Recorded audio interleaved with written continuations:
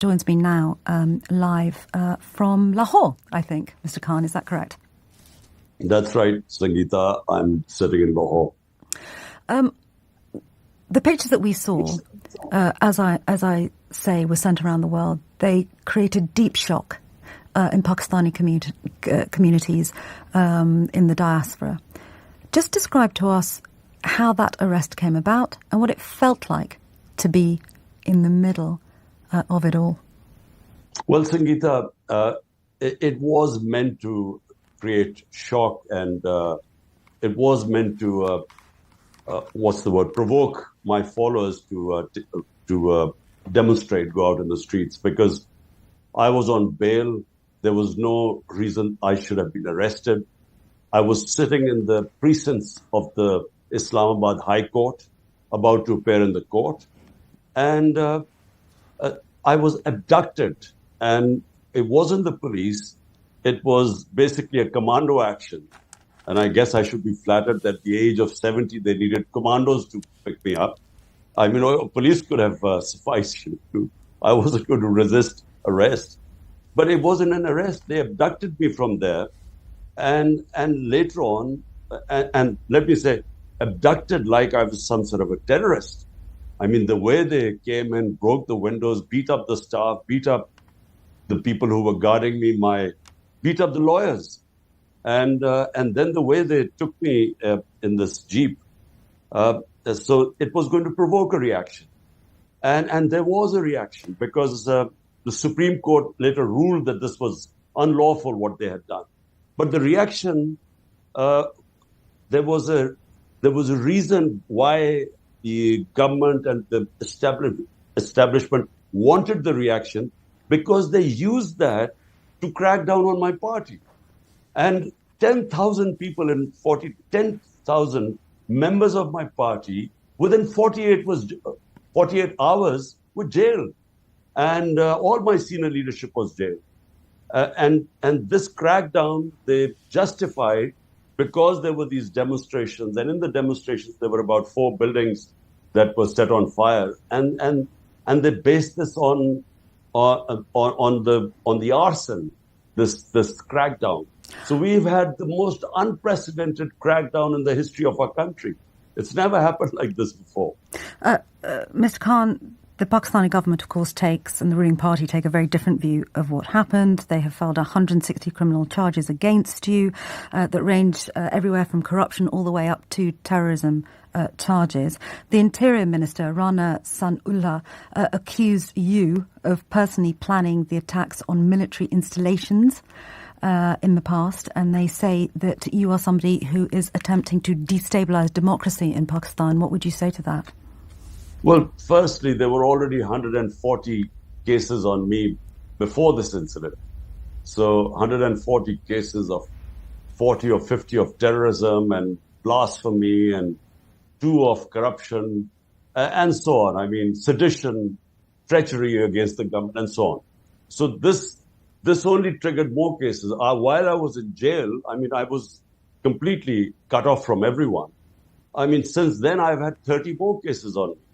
So, which again include terrorism and so on. But my point is that surely there should have been an independent investigation of what happened after I went to jail. Surely this arson should have been investigated independently. Bear in mind that there were 25 non-violent people protesting peacefully were shot dead. There's no mention of 25 members of my party shot dead, and about 50 having bullet wounds. Some have, 2 have lost their legs. One is, paralyzed. So there's no mention about what happened, the crackdown that took place. So there's no independent investigation. Understood. We claim that this arson was deliberately done to actually justify this crackdown. We believe that this was exactly what happened when Adolf Hitler used in 1933, the arson in the German parliament, in the Berlin parliament. He used that to crack down on the communists and just finished off all opposition. I understand your point. This is what's happening here. I understand your point, which is that you're accusing the Pakistani government or the Pakistani ruling party of trumping up claims against you and inciting violence in order that they can find a reason to arrest you. On the 7th of June, Al Jazeera reported that you had been formally named in connection with the killing of a lawyer who had accused you of high treason. What would your reaction to that be? Look, this was one of the cases which subsequently was thrown on me. A lawyer out of 150 cases, that now it's 170 cases, then 150. One case was of a lawyer having a sedition case against me. It was so insignificant, that case, that it doesn't even register on my radar.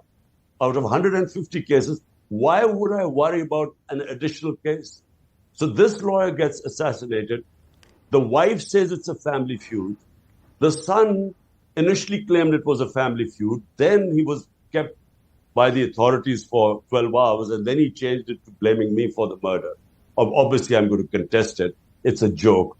But let me just say one thing. Look, why is the government doing this?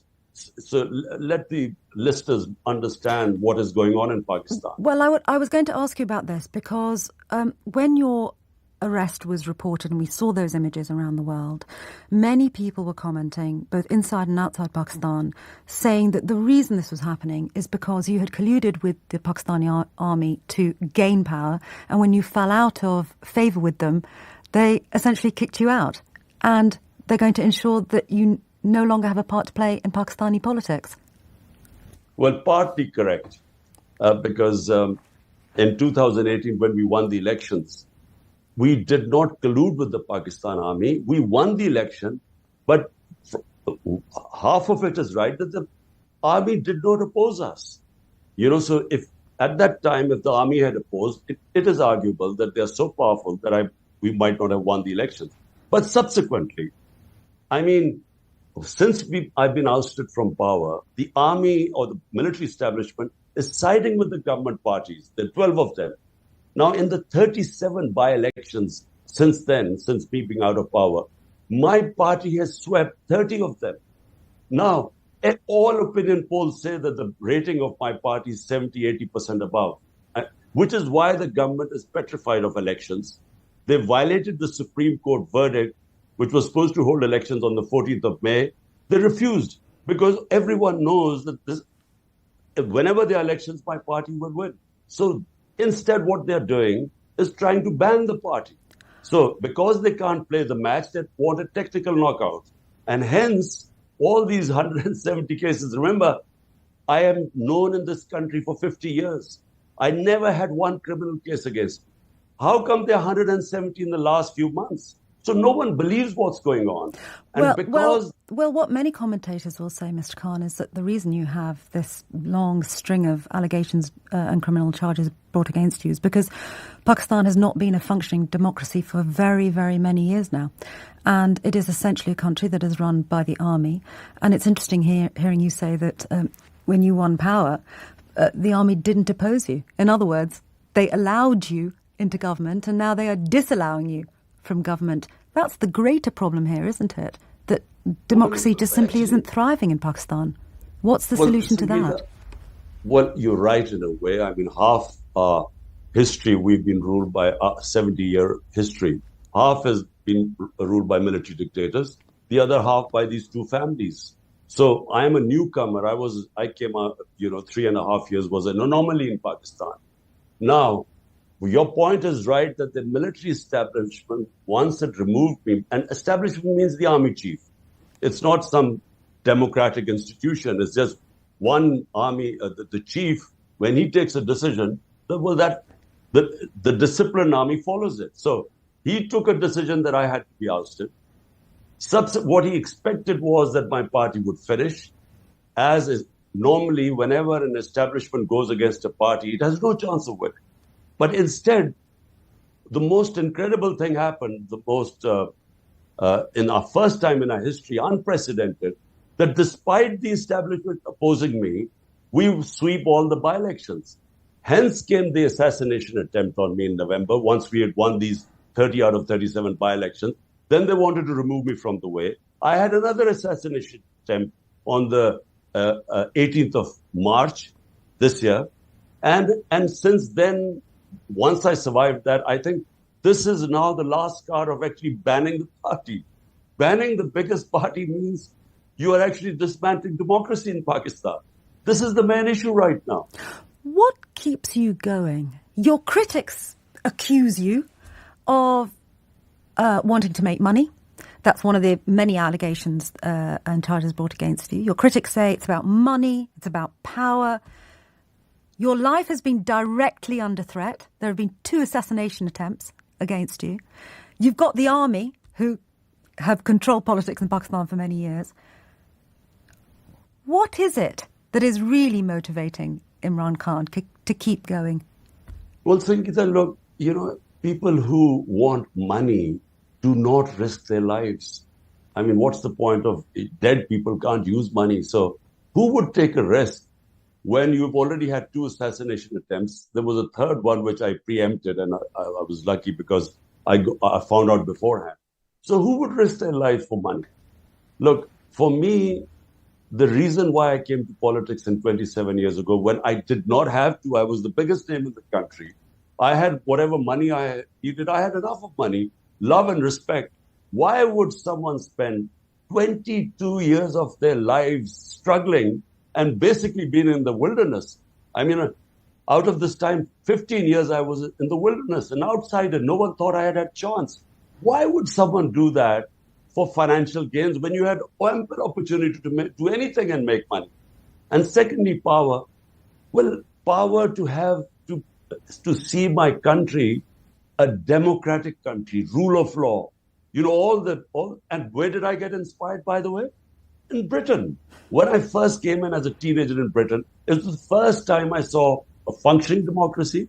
I came in when we had military dictatorship in Pakistan at the time. Functioning democracy, rule of law, welfare state, fundamental rights, human rights being protected. That's what inspired me to start my movement 27 years ago, movement for justice, because justice brings rule of law, which brings real democracy, which means freedom, and which brings prosperity. And so this is a struggle for life. I mean, for 27 years, I've been struggling.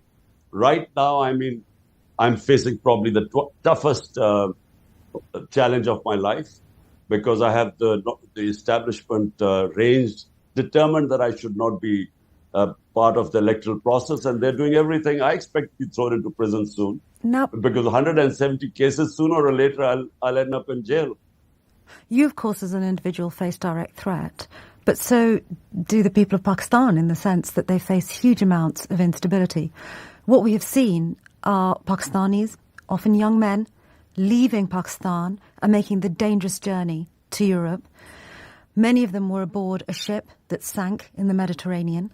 Pakistan had a national day of mourning where we saw possibly up to 700 people killed, around 350 of them possibly Pakistani. What would you say to the families of those young men? You were in power. You're now fighting it out with the Pakistani government. The army is holding sway as it likes. And yet we are seeing young Pakistani men dying in the Mediterranean as they try and flee your country to find stability. What would you say to their families? Well, look, Sangita, people go through the bad times provided they have hope. They think that, there's light at the end of the tunnel. So they go through tough times. What's happened in the last 14 months is unique. First time the people came, when my government was removed, it's never happened that hundreds and thousands of people came out in the street and protested. But what would you say to the families of those dead people? I'm coming to that. I'm trying to make you understand.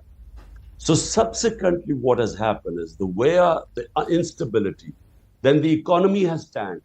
From 6% growth rate a year back, we are now down to 0%. So there's unemployment in the country. But worse, people are not seeing any hope because the capital is leaving the country. Up is 900,000 professionals have left this country in the last few months because they've lost hope. But professionals, they could go through legal channels, get visas abroad. Then you have the poor people who, because of unemployment and then lack of hope, now they are the ones who take these, become these illegal immigrants on boats. And this is not just in Pakistan, in all those countries where you do not have rule of law, where you have no hope, where you have conflict, you have people fleeing to what they consider, land of milk and honey, where they can get jobs, and if they work hard, they can make a better living. And so they take all these risks. So unfortunately, it's a bit of both. In our countries, we have not been able to establish rule of law and give a level playing field for our people. On the other hand, the rich countries do not stop. And let me just make you understand this. Every year, there is billions of dollars which leave poor countries stolen by the ruling elite, and they end up in London houses and palaces and offshore accounts. It's like, the Russian oligarchs who brought in money into London and Western capitals.